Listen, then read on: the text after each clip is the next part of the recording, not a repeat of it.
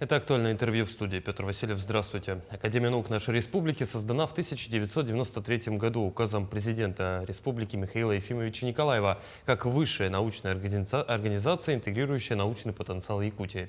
Научные направления, которыми занимается Академия, определены в соответствии с потребностями региона. Подробнее о деятельности Академии наук республики мы сегодня поговорим. Наш гость в студии Леонид Владимиров, президент Академии наук республики, член-корреспондент Российской академии наук, доктор биологических наук, профессор. Леонид Николаевич, здравствуйте. Давайте с актуальных новостей пойдем. В апреле прошло заседание Президиума Сибирского отделения Российской академии наук. Как прошло заседание, какие темы поднимали, какие итоги можно подвести? Еще раз здравствуйте. Президиум Сибирского отделения Российской академии наук прошел в Новосибирске, аграрном университете. Это впервые такой президиум прошел, и он был посвящен сельскому хозяйству. Там обсуждались вопросы сельского хозяйства Сибири, и в том числе, конечно, вопросы Якутии. Я там выступил с докладом о развитии нашего табунного коневодства, что табунное коневодство наше имеет большие перспективы. И наше заседание вел сам председатель Сибирского отделения, академик Парвон Валентин Николаевич, и основным докладом выступил ректор аграрного университета биотехнологий Рудой Евгений Владимирович, член-корреспондент. На этом заседании также присутствовали Кашеваров Николай Иванович, это председатель Объединенного ученого совета по аграрным вопросам. И на этом мероприятии были очень интересные доклады и с Алтайских научно-исследовательских институтов, были и ряд тоже других научно-исследовательских институтов, и кадровые вопросы рассматривали. И мы поставили вопрос, чтобы заслушали в президиуме, именно как мы хотим развивать табунное коневодство в свете сегодняшних требований. И, конечно, откуда найти финансирование для развития науки, что мы видим. И основным видением мы поставили вопрос о том, что как живность, залоговую собственность, нашу живность кобылу. Чтобы она выступила как залогооблагаемая, а уже тогда гарантии пойдут с правительства, тогда и кредиты пойдут. Вот такое вот у нас в России пока по живности не существует. Это будет пионерское первое направление, и оно поддержано сейчас Сибирским отделением Российской академии наук, президиума, поддержано на Объединенном ученом совете, я выступал, и здесь в ряде тоже крупных мероприятиях тоже мы получили поддержку. Тема актуальная, тем более, что не зря же Якутию называют самым лошадиным регионом. У нас же одно из самых больших, если не ошибаюсь, если не самое большое поголовье лошадей. Если брать в целом, вот вы сказали, что обсуждали сельское хозяйство Сибири. Какие темы, какие проблемы общие для Сибири, для Дальнего Востока с точки зрения науки, изучения именно в сельском хозяйстве? Конечно, темы общие – это финансирование. Хочется всем хочется льготных кредитов получить. Это, конечно, сейчас очень сложная ситуация тоже с удобрениями.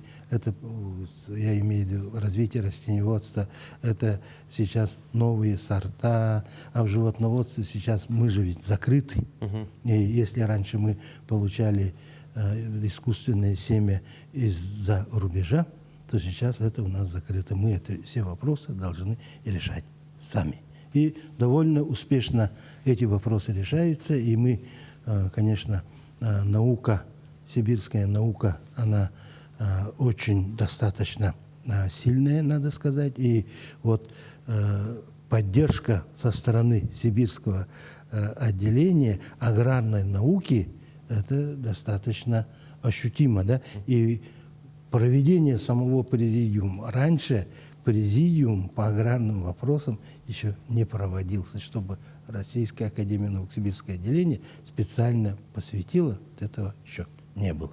Очень интересно, Леонид Николаевич. Но я думаю, что не обошли стороной и тему санитарной безопасности. Особенно она актуальна для Сибири, учитывая ситуацию там, конечно, не с табунным скотом, но с крупным рогатым скотом по пастериозу. Я хочу еще поговорить о том, что вы же являетесь председателем Ассоциации региональных академий наук нашей страны. Вот кроме нашей республики, в каких регионах еще действуют такие конгломераты научные? Да, такие национальные академии существуют в Татарстане, Башкортостане, Чеченской республике и у нас. И мы Всего лишь, вот только да, в четырех регионах. А в других регионах существует в виде, ну, как бы центров, да, научных центров. А у нас как Национальные академии, юрлицо. Это было создано в 1993 году указом первого нашего президента Михаила Ефимовича Николаева. И сделано это для того, чтобы лучше изучить специфику региона. Потому что, насколько я знаю, ну та же, допустим, Российская академия наук не всегда может быть погружена в реалии, условно говоря, той же республики. Ну, конечно, и этот вопрос есть, но больше всего эти академии были созданы в этих национальных республиках с целью, чтобы быстрее развитие привести, значит, получить научные знания, технологии. И этот путь у нас, да, путь, конечно, в Якутии развитие науки, это и в Татарстане, Башкортостане, Чечне, вот этих республиках наука очень много дало. И поэтому вот эти республики, они именно поддержали науку. Это мы же ведь поддерживаем научную самую ведущую интеллигенцию. И академики у нас есть, у нас их 42 сейчас, хотя вакансий 45, 42 академиков.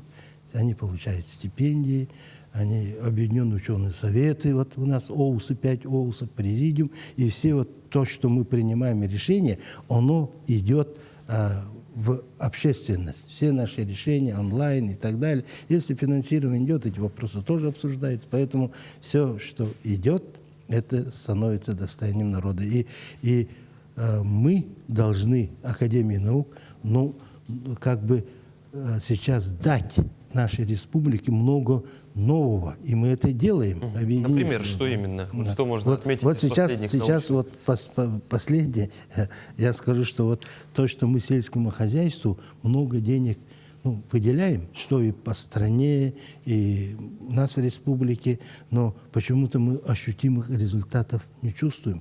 Значит, мы что-то делаем не так или еще не доделываем, да?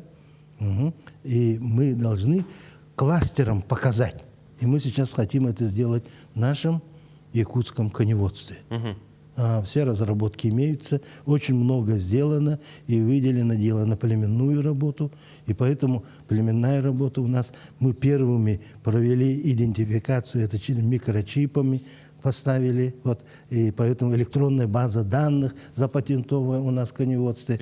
Мы даже зимнее время кобыл доим, кумыс получаем. Вот это новые все технологии. А что за электронная база? Электронная база лошадей, насколько? Да, у нас существует эта электронная база данных, уже 15 лет существует это. Мы впереди всех, как говорится, и племенная работа тоже у нас очень хорошо. Леонид Николаевич, то есть я понимаю, если лошадь чипированная, и вот она ест с мусорки на 203 микрорайоне, можно ее отследить, чья это лошадь, кому принадлежит? Да, просто если она чипирована, ее сканером посмотрели, чья лошадь, все. И на штрафстоянку ее.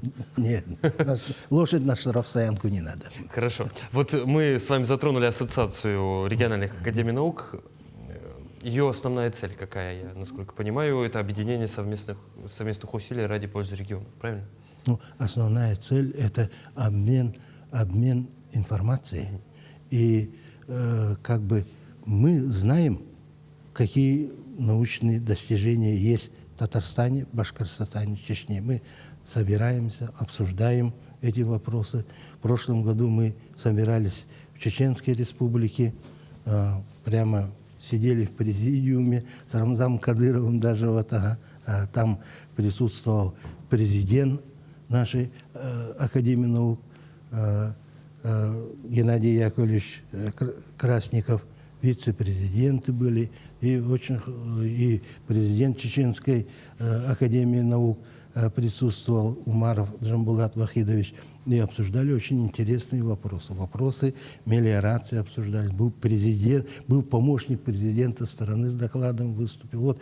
И это все очень интересно же.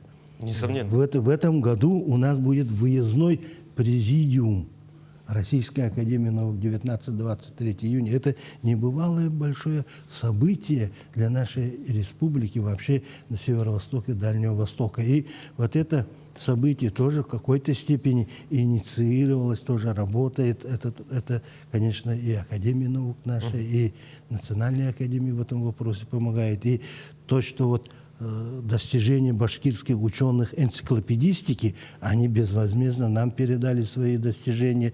Татарстан предлагает все технологии, знания. Мы общаемся, Академия наук Татарстана и Чеченской Республики. И вот это очень много дает. Без общения, без такого открытого общения наука развиваться не может. Если вот за закрытыми дверями прогресса нет, что называется. Леонид Николаевич, в заключение спрошу. Вот сегодня много говорим об опережающем трансфере технологий в реальный сектор экономики. Вот в этом процессе какова роль Российской академии наук, региональных академий наук, вообще вот научного сообщества? Благодаря только науке же ведь трансфер технологий идет. Именно, особенно в наших условиях. Особенно в наших. Это железные дороги, как быстро мы построили благодаря вот науке тоже. Это, посмотрите, жилье строим, 18-этажные дома. Это все благодаря науке. И наука нам еще, наука наша не сказала, хотя хочет сказать, ей надо дать позволить, да, и холодовые технологии даст наша наука, и она дает. Мы в этом году получили патент межвидовой гибридизации способа, да? Это скрестили горного барана нашу чубуку с овцой и получили морозостойку. Хотите, да, овцу, которая выдерживает минус 60 градусов, дает приплод и свободно ходит. Вот, да, шерсть из нее получили, и одежду получили. Вы вывели новый сорт, новый вид, точнее, получается, подвид овцы.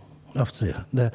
Но это, конечно, сейчас наша наука достигла такого уровня, да, наша якутская наука, ей надо правильную задачу поставить, и финансировать она и решит все на мировом уровне. Может, если это связано с холодовыми технологиями, лучше мировых уровней, как образец. Вот наш федеральный исследовательский центр, наш университет, наши научно-исследовательские институты мерзлотоведения, геологии, здоровья, наш аграрный университет, а вот наш институт культуры, вот, университет сейчас культуры. АГИКи. Да, АГИК, да. И ЧИФКИС, они тоже на высоте. Леонид Николаевич, все это благодаря науке. Холод, конечно, наш уникальнейший ресурс, и в том числе и в науке он делает большие-большие открытия. Я благодарю вас за интересную беседу. Спасибо, что пришли к нам в студию, ответили на наши вопросы. Спасибо. Это было актуальное интервью. До встречи.